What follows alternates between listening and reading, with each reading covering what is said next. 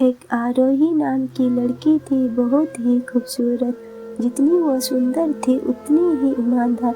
ना किसी से झूठ बोलना, ना किसी से फालतू की बातें करना, बस अपने काम से काम रखना। उसी क्लास में रोशन नाम का एक लड़का था। वो मन ही मन उसे बहुत प्यार करता था।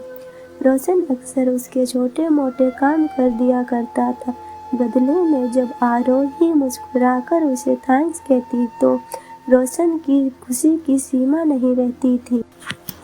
एक बार की बात है, दोनों साथ साथ घर जा रहे थे, तभी जोरदार बारिश होने लगी।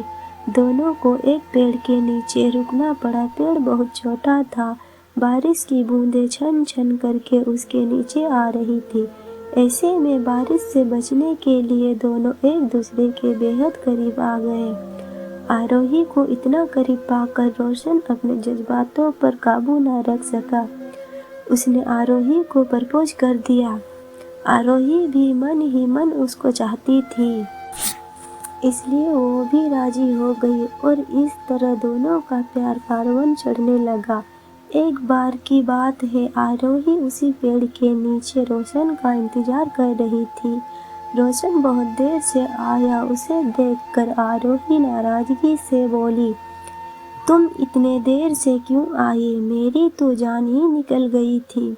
ये सुनकर रोशन बोला, जाने मन, मैं तुमसे दूर कहाँ गया था, मैं तो तुम्हारे दिल में ही रहता हूँ। तुम्हें यकीन ना हो तो अपने दिल से पूछ लो। रोशन की इस प्यारी सी बात को सुनकर आरोही अपना सारा गुस्सा भूल गई और वो दौड़कर रोशन से लिपट गई। एक दिन दोनों उसी पेड़ के नीचे बैठ बातें कर रहे थे।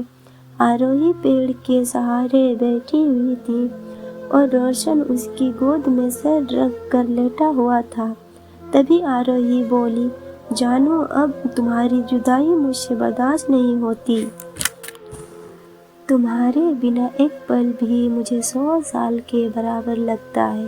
तुम मुझसे शादी कर लो, नहीं तो मैं मर जाऊंगी।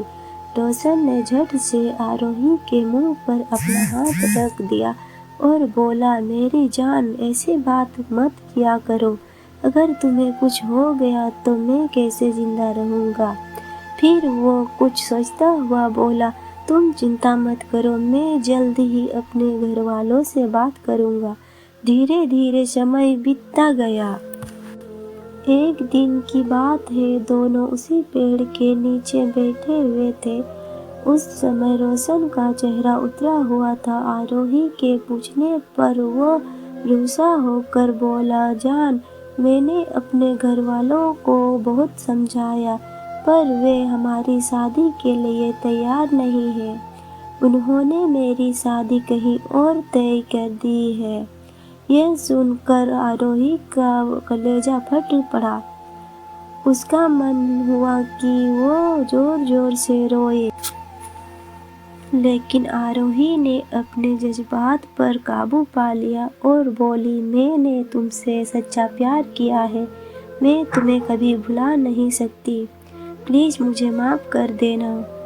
रोशन धीरे से बोला, वैसे अगर तुम चाहो तो अब से हम एक अच्छे दोस्त रह सकते हैं।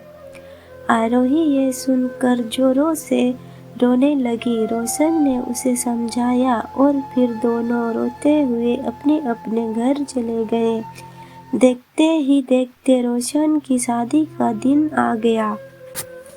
रोशन को यकीन था कि उसकी शादी में उसकी दोस्त आरोही जरूर आएगी, पर ऐसा नहीं हुआ। हाँ, आरोही का भेजा हुआ एक गिफ्ट बैग उसे जरूर मिला। रोशन ने कांपते हाथों से उसे खोला। उसे खोलते ही वो बेहोश हो गया। गिफ्ट बैग में और कुछ नहीं, खून से लथपथ आरोही का दिल रखा हुआ था और साथ में ही थी एक चिट्ठी जिसमें लिखा हुआ था, अरे पागल, अपने दिल तो लेते जा, वरना अपनी पत्नी को क्या देगा। दोस्त